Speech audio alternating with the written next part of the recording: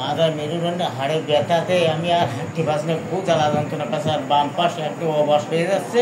হ্যাঁ, এলি চিমটে কাটলেও আমি কোনো টের পাচ্ছি না, খুব ব্যথা।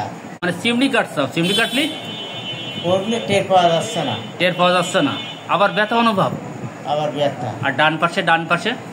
ডান পাশে কোনো সমস্যা নেই। ডান পাশে কোনো সমস্যা নেই, বাম পাশে।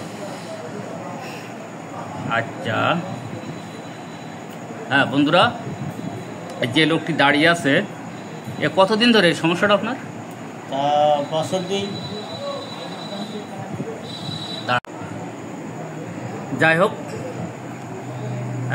এই লোকটার আমি কিন্তু কেস টেকিংটা নিয়ে নিলাম সংক্ষেপে। আমি আর একটু ভালো করে বলি, ওনার বাম পাশে অবাস ব্যথা। হ্যাঁ, অবাস ব্যথা, কিন্তু খুঁজে ধরলে অথবা চলিত ভাষায় যারা বলে চিমড়ে কাটলে কোনো ব্যথা লাগে না। ওনার কেস টেকিংটা আমি নিয়ে নিয়েছি। এই যে সিলি পেশেন্ট, উনি একটু শীত অনুভব বেশি করে, তাই তো? আর মিষ্টি মানে খাদ্য দ্রব্যের মধ্যে লবণ কেমন পছন্দ? লবণ পছন্দ। লবণ পছন্দ। মাংস? মাংস পছন্দ। মিষ্টি কেমন পছন্দ করেন? মিষ্টি কোনো পছন্দ না। মিষ্টি পছন্দ করেন। মনে খুব দয়া মায়া আছে কি? দয়া মায়া আছে না হিংসার পরিমাণ বেশি? কোনটা বেশি বলো? দয়া বেশি।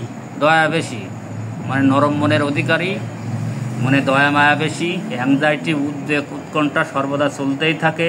হ্যাঁ, টিকা করা দিচ্ছেন? দুইটা। যাই হোক, আর এই যে ব্যথার যে বৃদ্ধিটা, ব্যথার বৃদ্ধি কোন সময় বেশি?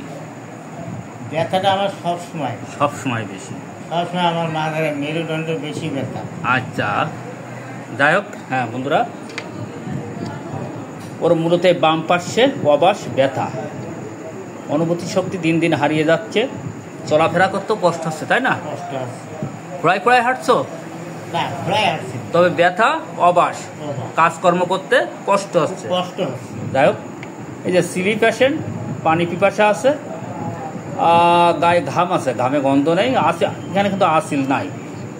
এখানে খাদ্য তালিকায় লবণ পছন্দ, মাংস পছন্দ, অ্যাভারশন সুইট, মাইন্ড স্যাম্প্যাথেটিক, অ্যাংজাইটি, উদ্বেগ চলতে থাকে, মানে মনে কিন্তু দয়া মায়া বেশি। আর কোভিড-19 টিকা 2 ডোজ কমপ্লিট করেছে। আর অ্যাপ্রোভেশন কিন্তু কোনো সময়সীমা নেই। তাহলে এখানে সিলি পেশেন্ট,